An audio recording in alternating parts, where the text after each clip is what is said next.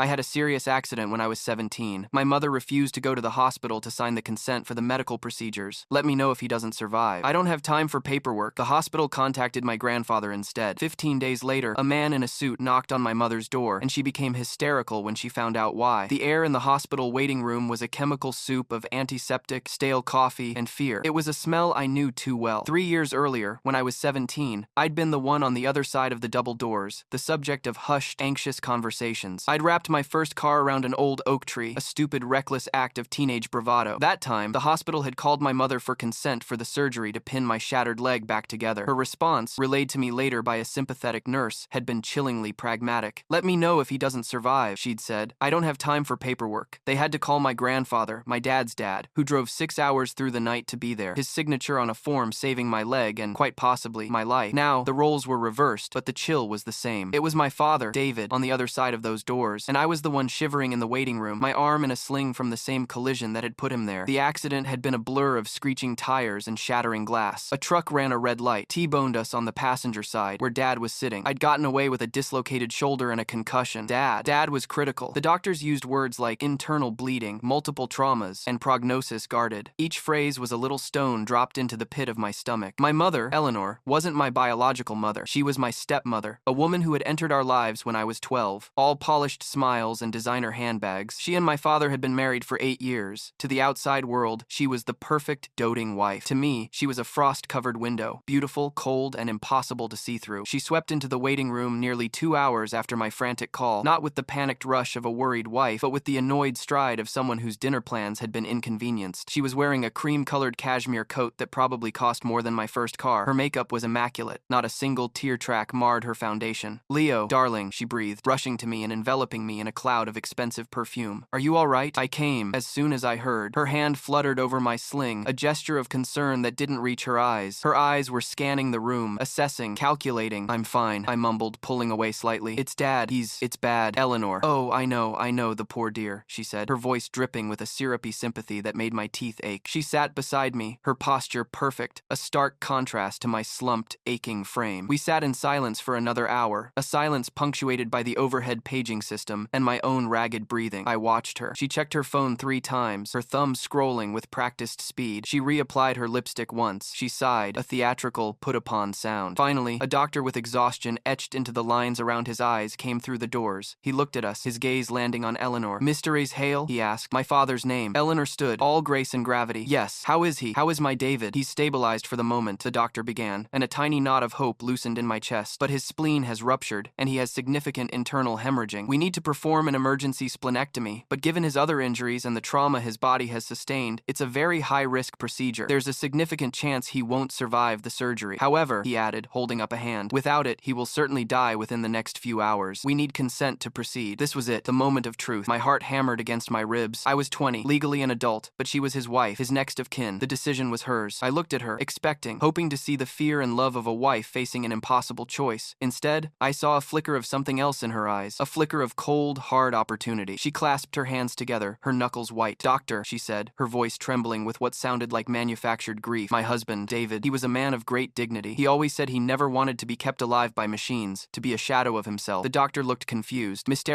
Hale, this isn't about long-term life support. This is an acute, life-saving surgery." "I know," she whispered, a single, perfect tear finally tracing a path down her cheek. "But the risk, you said he might not survive it. What would his quality of life be, even if he did? To put him through that pain, that trauma, I just can't. I can't do that to him." She looked the doctor straight in the eye. "I won't sign. Let nature take its course. It's what he would have wanted." The air left my lungs. The waiting room, with its sickly yellow light and sticky floors, seemed to tilt on its axis. "What?" The word was a strangled croak. "Eleanor, what are you talking about? He needs the surgery. He'll die without it." She turned to me, her face a mask of sorrowful pity. "Leo, darling, you're in shock. You don't understand. Your father and I discussed this. He made his wishes very clear. This was a lie, a bald-faced, monstrous lie. My father loved life. He fought for everything. He would never, ever have given up." The doctor was horrified. "Mr. Hale, I must advise you, your husband's wishes, unless specified in a legally binding advance directive, which he does not have on file, are not the primary concern here. The primary concern is saving his life. Refusing this surgery is, in effect, a death sentence." "My decision is final," she said, her voice now hard as steel beneath the velvet. "Do not operate. Make him comfortable." I scrambled to my feet, my injured arm screaming in protest. "No, you can't do this. He's my father. You can't just let him die." I turned to the doctor. doctor, my voice cracking with desperation. "Isn't there anything you can do? I'm his son. I consent. Do the surgery." The doctor gave me a pained, helpless look. "I'm sorry, son. She's his wife. Legally, her decision overrides yours. My hands are tied." Eleanor placed a hand on my good arm. "Leo, please, don't make this any harder than it already is." Her touch felt like a brand. I recoiled as if burned. The doctor, defeated and disgusted, retreated back through the double doors, taking my father's last chance with him. I collapsed back into the plastic chair, the world dissolving into a blurry, meaningless haze. Eleanor had just murdered my father, right here in this fluorescent-lit waiting room, and she had done it with a smile. She thought I was broken. She thought the shock and the concussion had rendered me inert, a grieving, helpless boy she could manage. She was wrong. As the initial tidal wave of horror receded, it left behind something cold and sharp, rage. I sat there, feigning a catatonic state, my mind racing. I needed a witness. I needed help. My phone was in my pocket. My fingers were clumsy, slick with sweat, but I managed to pull it out, keeping it low, below the armrest of the chair. I fumbled through my contacts, my thumb hovering over my Uncle Robert's name. Robert, my dad's younger brother. He was a retired cop, pragmatic and sharp, and he'd never trusted Eleanor. I hit the call button and let the phone slip down between the cushion and the side of the chair, the call connecting just as Eleanor began to speak. "It's better this way, you know," she said, her voice losing its mournful tremor and taking on a conversational, almost placid tone. She thought she was talking to a shell-shocked child. She had no idea she was talking to a jury of one, with another listening on the line. "He was in so much debt. The business was failing. You didn't know that, did you? He kept it from you, always trying to protect you." I didn't move. I kept my eyes fixed on a water stain on the ceiling tile, letting my breathing remain shallow, my body limp. "This accident," she continued, a strange emphasis on the word. "It's a blessing, really. A clean break. The life insurance policy is substantial, very substantial, enough to clear the debts and leave a comfortable nest egg." She paused, and I could feel her looking at me. "For us, Leo, for our future. I'll take care of you, of course. You won't have to worry about a thing." My blood ran cold. The business wasn't failing. I helped Dad with the books on weekends. It was thriving. The debt she was talking about was a lie, a foundation she was laying for her story. "It was getting so tiresome," she sighed, the sound utterly devoid of grief. "The constant worrying about money he didn't have. The way he always put you first. Leo needs this. Leo's tuition. A new car for Leo. It was always about you, as if I didn't exist." Her voice was laced with a venomous resentment that I had only ever glimpsed before. Now, it was pouring out, raw and undiluted. "I tried to manage things," she went on, her voice dropping to a conspiratorial whisper. "A little something in his coffee to help him relax. Just herbs, you know, natural things, to take the edge off his energy. He was always so vibrant. It was exhausting, but it was never enough. He was so stubborn, so strong." She laughed, a short, bitter sound that scraped against my raw nerves, even his heart, strong as an ox. "I read that those herbs over time can weaken the cardiac muscle, make it more susceptible to shock. I suppose we'll never know, will we?" The confession washed over me, wave after sickening wave. This wasn't just negligence. This wasn't a snap decision in a moment of panic. This was a plan, a long, patient, murderous plan. The accident hadn't been her doing, but she had laid the groundwork to ensure that if something like it ever happened, it would be fatal. She had been slowly, methodically poisoning my father for months, maybe years. "And that DNR," she mused, almost to herself. "So easy. A few clicks on a legal website, a little practice with his signature. I was going to file it with his doctor next week. This just sped up the timeline. It's almost poetic." She patted my knee, a gesture of grotesque intimacy. "Now all we have to do is wait. The doctors will make him comfortable. It will be peaceful, and then we can begin our new life." The double doors swung open again. It wasn't a doctor this time. It was my Uncle Robert. He was a big man, broad-shouldered, with a face that looked like it had been carved from granite. His eyes, usually crinkling with humor, were narrowed slits. He took in the scene, me, pale and slumped, Eleanor, perched beside me like a vulture. His gaze dropped to the floor, where the corner of my phone was just visible, wedged into the chair. He gave a tiny, almost imperceptible nod. He had heard. He had heard it all. "Eleanor," he said, his voice a low rumble. "What the hell is going on? I just spoke to Dr. Evans. He said you refused the surgery." Eleanor's composure was flawless. She rose, her face instantly transforming back into a mask of tragic widowhood. "Robert, oh thank God you're here. It's terrible. David, I know about David." He cut her off, his voice sharp. "I'm asking you why you're letting him die." "It's what he wanted," she cried, the performance starting up again. "He never wanted to be kept alive by machines." "That's bull and you know it," Robert snarled. "David was a fighter. He would never give up." He took a step closer, his presence seeming to suck the air out of the room. "I was on the phone with Leo. I heard you, Eleanor. I heard every single word." For the first time, a crack appeared in her perfect facade. Her eyes widened, darting from Robert's stony face to my still form. The color drained from her cheeks. "Heard what? I don't know what you're talking about. He's in shock. He's confused. He might be in shock, but my phone's recording function isn't," Robert said, his voice dangerously quiet. "I heard about the life insurance. I heard about the herbs in his coffee. I heard about the forged DNR. I heard everything." Eleanor stared at him, her mouth opening and closing like a fish. The mask was gone. In its place was pure, unadulterated panic. She looked at me, truly looked at me, and saw not a grieving boy, but the witness who had just heard her sign her own death warrant. Her face contorted with fury. "You little bastard," she hissed, her voice a venomous whisper. "You were faking." "Get away from him," Robert ordered, stepping between us. He pulled out his own phone and dialed. "Yes, I need security in the surgical waiting room on the 3rd floor. And you'd better send a police officer too. I'm detaining a woman here for, at minimum, criminal negligence, and what I suspect is attempted murder." Eleanor's panic curdled into a theatrical hysteria. "No! He's lying! They're conspiring against me! They want the money!" she shrieked, just as 2 hospital security guards came jogging down the hall. They were large, no-nonsense men who looked unimpressed by her performance. Robert flashed his old badge and spoke to them in a low, authoritative voice. They flanked Eleanor, who had now dissolved into loud, sobbing protests. A few minutes later, a uniformed police officer arrived, and the scene became a surreal tableau of official procedure and raw emotion. As they led her away, still proclaiming her innocence and accusing us of being greedy liars, I finally let the facade drop. A wave of nausea and grief so profound it felt like a physical blow slammed into me. My father was dying. He was dying just a few feet away, and the woman who had put on a show of loving him for years was the one who was killing him. The sterile, quiet waiting room was suddenly a crime scene. My father passed away 45 minutes later without ever regaining consciousness. The last sound he would have heard was not my voice, but the sound of his wife calmly explaining to his son how she had orchestrated his death. The 15 days that followed were a gray, featureless fog of grief and bureaucracy. My father's funeral was a strained, awful affair. Eleanor was out on bail, a fact that made my skin crawl. She had hired a high-powered, piranha-like lawyer who immediately began painting her as the grieving widow, unjustly accused by a volatile, greedy stepson and his thuggish ex-cop uncle. Half the family, the side that had always been dazzled by Eleanor's money and charm, believed her. They sent her flowers and casseroles. They looked at me and Robert with suspicion and pity, as if we were the ones who had lost our minds. The other half, Dad's side, rallied around us. My grandfather, his face a mask of sorrow, sat with me for hours, not saying much, just being a solid, comforting presence. Uncle Robert became my general. He handled the police, the district attorney, the funeral arrangements. He shielded me from the worst of it, treating the entire situation like his last, most important case. We met with the detective assigned to the case, a tired-looking man named Miller, and I recounted the story for what felt like the 100th time. Robert played him the recording from his phone. Miller listened intently, his expression grim. "It's a confession, no doubt about it," Miller said, rubbing his jaw. "But her lawyer's going to argue it was made under duress, that she was distraught, that it was a fantasy born of grief. They'll say you, Leo, were delirious from the concussion, and that Robert coached you. They're going to try and tear you apart on the stand." We also hired our own lawyer, a sharp, empathetic woman named Sarah, to handle the estate. Eleanor, as Dad's widow, was the executor and primary beneficiary of his will. She had immediately moved to freeze all his assets, effectively cutting me off from the life my father had built. Sarah explained the long, arduous process of contesting a will and proving undue influence, or, in this case, felonious action. If she is convicted of his murder or manslaughter, Sarah said, her voice gentle but firm, Slayer statutes prevent her from inheriting, but a conviction is a long way off. In the meantime, we fight to have her removed as executor. I began a grim, meticulous process. I started a journal, writing down every memory I could dredge up of Eleanor's strange behavior. The time she accidentally served Dad a dish she knew he was allergic to, the comments she'd make about his stress, the way she'd subtly isolate him from his old friends. Each memory was a tiny piece of a mosaic I hadn't been able to see until now. Robert and I spent a weekend in Dad's home office, a space Eleanor hadn't yet been allowed to touch thanks to an emergency order from Sarah. We sifted through years of financial documents, looking for the failing business she'd described. We found the opposite: records of healthy profits, smart investments, and a growing portfolio. What we also found were odd, unexplained withdrawals from a joint account, small amounts at first, then larger, all transferred to an account we didn't recognize. My life became a series of meetings, with Sarah, with Detective Miller, with the assistant district attorney. I saw a therapist, a kind woman who helped me process the dizzying combination of grief for my father and the trauma of Eleanor's betrayal. She taught me grounding techniques for the panic attacks that ambushed me in the middle of the night, the feeling of the car seat collapsing, the sound of shattering glass, the coldness in Eleanor's voice, the therapy, the legal strategy, the constant retelling of the story. It was my new reality, a grim, exhausting battle for the truth. Then, on the 15th day after my father's death, the doorbell rang at Eleanor's ridiculously opulent townhouse, the one she'd bought with my father's money. I know this because Uncle Robert had a friend, a private investigator, keeping a discreet watch on her. It was a man in a dark suit, holding a briefcase. Not a lawyer, not a friend. He was Detective Miller. He wasn't alone. Several other officers were with him, along with a team from the medical examiner's office. Eleanor, according to Robert's contact, opened the door with a practiced, sorrowful look on her face, ready to perform for whoever was there. But when Detective Miller identified himself and handed her the warrant, her face went white. It wasn't an arrest warrant, not yet. It was a search warrant for the premises, and it was accompanied by another legal document, one that caused her to become, in the PI's words, completely hysterical. It was an exhumation order order for my father's body. Her lawyer had been fighting it tooth and nail, but the DA, armed with Robert's recording and the preliminary financial discrepancies we'd found, had convinced a judge they were going to perform a full, detailed autopsy and toxicology screening. They were going to look for the herbs she had so casually mentioned, the herbs she thought would never be found. The hysteria wasn't grief. It was the terror of a killer who had just realized she hadn't buried her secrets deep enough. Eleanor's frantic, screaming reaction was exactly what Detective Miller had hoped for. It was the reaction of a guilty person. Her lawyer arrived and tried to shut it down, but the warrants were ironclad. As the police began their methodical search of her house, confiscating her computer, her phone, and boxes of documents, Eleanor could only watch her mask of the grieving widow shattered into a million pieces. The foundation of her lies was beginning to crumble, and the sight of that man in a suit on her doorstep was the first tremor. The search of Eleanor's house was a goldmine. Tucked away in a decorative box in her closet, they found several vials of a liquid labeled as a natural heart supplement. It wasn't a common herbal remedy. It was a concentrated form of oleandrin, a potent cardiac glycoside derived from the oleander plant. It was tasteless, odorless, and, when administered in small doses over a long period, it slowly weakened the heart muscle, making it prone to arrhythmia and failure under stress. It was a poisoner's perfect weapon. They also found her browser history filled with searches like subtle poisons that mimic heart disease, how to forge a signature digitally, and legal challenges to spousal inheritance. On a thumb drive, they found the draft of the DNR form she'd mentioned, the one she was practicing my father's signature on. It was a digital smoking gun. While the police built their criminal case, Sarah and I pushed forward on the civil front. We filed a motion to have Eleanor removed as the executor of my father's estate, citing the ongoing criminal investigation and the clear conflict of interest. Her lawyers fought back with a viciousness that took my breath away. They filed a response that was a masterclass in character assassination. It painted me as a mentally unstable, drug-addled delinquent, still bitter about my father remarrying. They dredged up my accident at 17, twisting it from a stupid teenage mistake into a pattern of reckless, attention-seeking behavior. They claimed I had a history of psychiatric problems, that I was prone to fantasies and delusions. They alleged that my Uncle Robert, a disgruntled former police officer with a grudge against Eleanor, was manipulating me to get his hands on the family money. Reading that document felt like being physically assaulted. Every vulnerability, every mistake, every private moment of grief or anger I had ever shown was twisted and weaponized against me. They were trying to discredit me so thoroughly that no jury, civil or criminal, would ever believe a word I said. The family members who had sided with Eleanor amplified the narrative. I received sanctimonious calls from cousins and aunts, urging me to stop this madness and let your poor father rest in peace. They told me I was dishonoring his memory, that Eleanor was a mess, and that my vendetta was tearing the family apart. The pressure was immense. It was a carefully orchestrated campaign of psychological warfare, and for a while, it worked. I hit my rock bottom about a month into the legal battle. I was sitting in my small apartment, surrounded by stacks of legal documents and unopened mail. I hadn't slept properly in weeks. Every time I closed my eyes, I heard Eleanor's voice, her calm, chilling confession. Then I would hear the voices of my relatives, telling me I was crazy, that I was the problem. The doubt began to creep in, a toxic black sludge. What if they were right? What if the concussion had scrambled my brain? What if I had imagined the whole thing, a horrible, grief-fueled hallucination? I started to question my own memory, my own sanity. I felt myself slipping, losing the will to fight. It seemed so much easier to just give up, to let her have the money, to disappear and try to forget. The temptation to just walk away, to let the lies win, was overwhelming. I was staring at the wall, feeling the pull of that despair, when my phone rang. It was Uncle Robert. I almost didn't answer. "Leo," he said, his voice firm. "Get dressed. I'm picking you in 10. He didn't ask, he commanded. He took me to a diner, sat me down in a booth, and ordered me a coffee. He looked at me, his eyes seeing right through my exhausted facade. "They're getting to you," he said. It wasn't a question. "I don't know if I can do this," I admitted, my voice barely a whisper. "They're making me feel like I'm the crazy one. Maybe I am." Robert leaned forward, his big hands wrapped around his mug. "Listen to me," he said, his voice low and intense. "This is what they do. This is the abuser's playbook. Chapter 1. Convince the victim they're insane. Eleanor is a predator, and her lawyers are her attack dogs. They are trying to break you because they know your testimony is the thing that can put her away for good. They are afraid of you, Leo. Don't you ever forget that." He reached into his coat pocket and pulled out a folded piece of paper. It was a preliminary report from the medical examiner. "Read this," he said. I unfolded it. It was full of technical jargon, but one line stood out, highlighted in yellow. "Significant cardiotoxicity consistent with long-term exposure to an unprescribed cardiac glycoside, likely oleandrin." My breath hitched. It was real. The herbs, the poison, it was all real. It wasn't a fantasy. It was right there, in black and white, a scientific validation of the horror I had witnessed. "They found it, Leo," Robert said softly. "They found the poison in his system. You are not crazy. You are the only one who told the truth. That piece of paper was the lifeline I needed. It pulled me out of the pit of despair and solidified my resolve. The doubt was gone, replaced by a cold, hard certainty. The fight was no longer just about justice for my father. It was about my own vindication. It was about proving that what I had experienced was was real. I would not let her gaslight me into silence. This evidentiary turning point galvanized our entire team. With the toxicology report, the DA felt confident enough to convene a grand jury. Sarah used the report in civil court to successfully argue for Eleanor's immediate removal as executor of the estate. The judge appointed a neutral third-party administrator, freezing Eleanor out from the money she had killed for. It was a huge victory. Her financial power, her primary weapon of coercion, had been neutralized. Eleanor, predictably, did not take this well. Deprived of the estate's funds, she began a new campaign of harassment. She would have her concerned relatives call me at all hours. She tried to bribe a former friend of mine from high school to testify that I had a history of lying and drug use. The friend, to his credit, recorded the conversation and immediately turned it over to Detective Miller, adding witness tampering to Eleanor's growing list of potential charges. Her desperation was making her sloppy. The investigative process was a slow, grinding machine. Detective Miller and his team meticulously built their case, piece by piece. They interviewed dozens of people, family, friends, my father's business partners, former employees. They subpoenaed pharmacy records and credit card statements, tracing Eleanor's purchase of the herbal supplement from a shady online store based overseas. They created a timeline that showed her escalating financial withdrawals, her incriminating internet searches, and her attempts to isolate my father, all leading up to the day of the accident. The strategic decisions made by the assistant DA, a determined woman named Cardenas, were critical. She decided against trying to prove Eleanor caused the car accident itself. There was no evidence for that. Instead, she built the case around a charge of murder in the first degree, arguing that by systematically poisoning my father over a long period, Eleanor had created the condition, a weakened heart, that directly led to his death from the trauma of the accident. It was a complex legal argument, but it was supported by the evidence. The backup charges were manslaughter, criminal neglect, forgery, and financial fraud. We're going to throw the book at her. Cardenas told us in a strategy meeting. We'll make sure that even if the jury balks at first-degree murder, she will not walk out of that courtroom a free woman. Protecting me as their star witness was her top priority. My therapist worked with me and Cardenas on how to handle the inevitable brutal cross-examination. We practiced. I learned to answer only the question asked, to not get drawn into arguments, to stay calm and centered. My therapist taught me to focus on the feeling of my feet on the floor, to control my breathing, to anchor myself in the present moment when the trauma threatened to overwhelm me. I was preparing not just for a legal battle, but for a psychological war. The months leading up to the trial were a strange limbo. Life was on hold. I was living on a modest stipend approved by the court-appointed administrator, just enough to cover my rent and bills. I felt like a character in a story that someone else was writing. The trial date was set, a day that loomed on the calendar like a mountain I had to climb. Eleanor, through her lawyers, made one last, desperate offer, a plea bargain. She would plead guilty to criminal neglect in exchange for a short sentence, and she would give up all claims to the estate. Cardenas presented the offer to me and Robert. It's a guaranteed conviction, she said. No risk of a jury letting her walk. I looked at Robert. His face was unreadable. I thought about my father. I thought about Eleanor's calm, chilling voice in the hospital. A short sentence for criminal neglect was not justice. It was an insult. No, I said, my voice clear and steady. No deal. We're going to trial. The courtroom was smaller than I'd imagined, paneled in dark wood that seemed to absorb all the light. Eleanor sat at the defense table, looking thin and wan. She was dressed in a conservative gray suit, her hair pulled back severely. She had transformed herself from a glamorous socialite into a frail, beleaguered victim. Her eyes met mine for a brief second across the room, and they were filled with a cold, reptilian hatred. There was no remorse. There was only fury that she had been caught. The trial unfolded over 2 long, grueling weeks. The prosecution, led by ADA Cardenas, methodically laid out their case. They started with the first responders and the emergency room doctor, who testified about my father's condition and Eleanor's shocking refusal of life-saving surgery. The doctor was unequivocal. Her decision was a death sentence, he stated, his voice firm. They put the forensic accountant on the stand, who walked the jury through the complex web of financial transfers Eleanor had made, siphoning hundreds of thousands of dollars from my father's accounts into her own secret ones. Then came the computer forensics expert, who detailed her incriminating search history. With each new piece of evidence, I could feel the atmosphere in the courtroom shift. The jury, a panel of ordinary men and women, were beginning to see the real Eleanor beneath the fragile facade. The most damning testimony came from the chief medical examiner. He explained, in clear, simple terms, how the oleandrin had systematically damaged my father's heart. Mr. Hale's injuries from the collision were severe, but they were not necessarily fatal, he concluded. In a healthy man of his age, the chances of survival, while not guaranteed, would have been significantly higher. However, his heart was already in a severely compromised state due to chronic poisoning. It simply could not withstand the shock of the trauma and the subsequent internal bleeding. In my professional opinion, the poisoning was a direct and substantial contributing factor to his death. Finally, it was my turn to testify. Walking to the witness stand felt like walking a tightrope over a canyon. My heart pounded in my ears. I sat down, my hands clammy. I focused on my feet, planted firmly on the floor, just as my therapist had taught me. Cardenas led me through my story gently. I recounted the events of the accident, the conversation in the waiting room, Eleanor's confession, confession. I spoke about her lies regarding the business, the subtle cruelties, the feeling I'd always had that something was wrong. My voice was steady. I did not cry. I simply told the truth. Then came the cross-examination. Eleanor's lawyer, a man named Peterson with a predatory smile, approached the stand. He started softly, his voice full of feigned sympathy. He asked about my concussion, about the medication I was given in the hospital. He was laying the groundwork to suggest my memory was unreliable. Mr. Hale, he said, his tone shifting, isn't it true that you had a difficult relationship with your stepmother? That you resented her for replacing your biological mother? My mother passed away when I was 6, I said calmly. Eleanor married my father 6 years later. I didn't resent her. I was wary of her. Wary or hostile? He pressed. Isn't it true you were a troubled teenager? That at 17, you stole your father's car and crashed it, causing significant property damage and costing your father a small fortune in legal fees? I made a stupid mistake when I was 17, I replied, looking directly at the jury. I took the car without permission. I wasn't trying to steal it. My father and I worked through it. It has nothing to do with what happened to him. Peterson paced back and forth. Let's talk about what you claim happened in the hospital. You were suffering from a concussion. You were given painkillers. And you expect this jury to believe that in this state, you perfectly recall a long, detailed confession from a woman who was overcome with grief? She wasn't overcome with grief, I said, my voice level. She was calm. She was calculating. She was relieved. Relieved? Peterson scoffed. Or is it that you were the one who was calculating? Is it not true, Mr. Hale, that you knew your father's will named Miss Terrace Hale as the primary beneficiary? That you were furious about this? That you and your uncle concocted this fantastical story to frame her and seize the inheritance for yourselves? The accusation hung in the air. This was the moment, the pivot point. I could feel the anger rising in me, the hot, righteous fury. But I remembered my therapist's words. Anchor yourself. Don't let him control your emotions. I took a slow breath. No, sir, I said, my voice quiet but firm. That is not true. My Uncle Robert recorded her confession on his phone because what she was saying was so monstrous, he knew no one would believe it otherwise. I am not here for money. I am here because she murdered my father. She told me how she did it, and I will not rest until there is justice for him. I held Peterson's gaze, and for the first time, I saw his smug confidence waver. He had tried to break me, and he had failed. He asked a few more half-hearted questions, and then returned to his seat, defeated. The prosecution rested its case. The defense's case was brief and weak. They put a few of the enabling family members on the stand to testify about how devastated Eleanor was, but their testimony wilted under Cardenas's sharp cross-examination. Eleanor herself did not testify. Her lawyers knew that putting her on the stand, where she would have to face Cardenas, was a risk they couldn't take. After the closing arguments, the jury filed out. The wait was agony. Every minute felt like an hour. Uncle Robert sat beside me, his hand a heavy, reassuring weight on my shoulder. We didn't talk. There was nothing left to say. After 6 hours, the bailiff came back. We have a verdict. My whole body went rigid. We all stood as the jury filed back in, their faces grim and unreadable. The foreman, a middle-aged woman with tired eyes, handed a paper to the clerk. The clerk handed it to the judge. The silence in the courtroom was absolute. On the charge of murder in the first degree, the judge read, his voice echoing in the stillness. How do you find? The foreman stood. We, the jury, find the defendant, Eleanor Hale, not guilty. A gasp went through the courtroom. My stomach plummeted. Eleanor's lawyer squeezed her shoulder. I felt a wave of nausea, the bitter taste of defeat. It was all for nothing. However, the judge continued, his voice cutting through the noise. On the lesser included charge of manslaughter in the first degree, how do you find? The foreman took a breath. We find the defendant guilty. A sob escaped Eleanor's lips, a raw, ugly sound. On the charge of forgery in the second degree, we find the defendant guilty. On the charge of grand larceny and financial fraud, we find the defendant guilty. On the charge of witness tampering, we find the defendant guilty. It was a cascade of victories. They hadn't been able to agree on the premeditation required for first-degree murder, but they had agreed on everything else. They believed me. They believed the evidence. They saw her for what she was. It wasn't the absolute justice I had craved, the clean, satisfying conviction for murder. It was messy. It was partial, but it was real. The sentencing was 3 weeks later. Eleanor, stripped of her designer suits and her composure, stood before the judge as he delivered a blistering condemnation of her actions. He spoke of her monstrous greed and chilling lack of remorse. He sentenced her to the maximum allowable for each charge, to be served consecutively. 25 years to life for the manslaughter, with additional years for the other crimes. With parole, she would be a very old woman before she ever saw the outside of a prison again. She was led away in handcuffs, finally and irrevocably defeated. The aftermath of the trial was not an explosion of relief, but a quiet, slow exhale. The war was over, but the battlefield was littered with the wreckage of my life. The legal victory was profound, but it didn't bring my father back. It was a bittersweet verdict, a brand of justice that was real but incomplete. In a therapy session, a week after the sentencing, I struggled to articulate this feeling. I won, I told my therapist. So why doesn't it feel like a total victory? Because a trial can only punish the guilty, she said gently. It can't heal the wounded. The verdict was the end of her story, Leo. It's the beginning of yours. Your victory isn't what happened to her in that courtroom. It's what you do now. Her words stuck with me. The process of rebuilding was slow and deliberate. The court-appointed administrator, with the civil civil case now resolved in my favor due to the Slayer statute finally turned over control of my father's estate to me. The first thing I did was sell the house Eleanor and my father had shared. I couldn't set foot in it. It was tainted by her presence, by the memory of her slow, patient betrayal. I sold her jewelry, her clothes, her car, all the trappings of the life she had built on lies, and donated the money to a victim advocacy group. I kept my father's business. It was the one piece of him that felt untouched by her. I immersed myself in it, learning the ropes, finding a sense of purpose in maintaining the legacy he had built. I kept the old family home, the one I grew up in before Eleanor, the one my grandfather now lived in. It was full of good memories, a sanctuary from the darkness of the past few years. Establishing boundaries was the hardest and most necessary part of my recovery. I wrote a single, brief email to the relatives who had sided with her, the ones who had called me crazy and cruel. I told them that while I hoped they would one day understand the truth, I could not have them in my life. I blocked their numbers and social media profiles. It was a painful but liberating act of self-preservation. My life had a new, non-negotiable rule: no enablers allowed. My circle became smaller, but it was solid. It was just me, Uncle Robert, my grandfather, and a few trusted friends who had stood by me through it all. Healing isn't a straight line. There are still days when the anger is a living thing inside me. There are nights when I wake up from nightmares of the accident, of the hospital waiting room. The scars are permanent, but they are no longer open wounds. They are part of the map of who I am now. A few weeks ago, I found an old photo while cleaning out a closet. It was of me and Dad, taken on a fishing trip when I was about 15. We're both grinning, holding up a ridiculously small fish, the sun setting over the lake behind us. He has his arm around my shoulder, his smile so full of life and uncomplicated love, it almost hurts to look at. For a long time, my memory of him was tainted by the manner of his death. But looking at that photo, I realized I was finally starting to remember him for the way he lived. I've put the photo on my desk, right next to my computer. It's a reminder of what was real, what was true, long before Eleanor's poison ever entered our lives. The justice system gave me a partial victory, but reclaiming my father's memory, that's a victory I have to win for myself every day. My new life is quieter, more deliberate. It's a life built on a foundation of hard-won truth. It's not the life I would have chosen, but it is finally mine. And honestly, after everything, it's all a bit absurd, isn't it? The sheer operatic villainy of it all. If you wrote it in a book, people would say it was too unbelievable. A stepmother, slowly poisoning her husband with exotic plant extracts and forging legal documents. It sounds like something out of a daytime soap opera, but it was my life. It was my Tuesday. If you've stuck with me through this whole insane saga, from the hospital waiting room to the final gavel, well, you deserve a medal, or at least a very strong cup of coffee. It's been a long road, and telling it all is its own kind of marathon. But hey, if you can listen to a story this long and this messed up, you can probably handle anything. You should probably subscribe. You never know what other unbelievable truths are waiting to be told.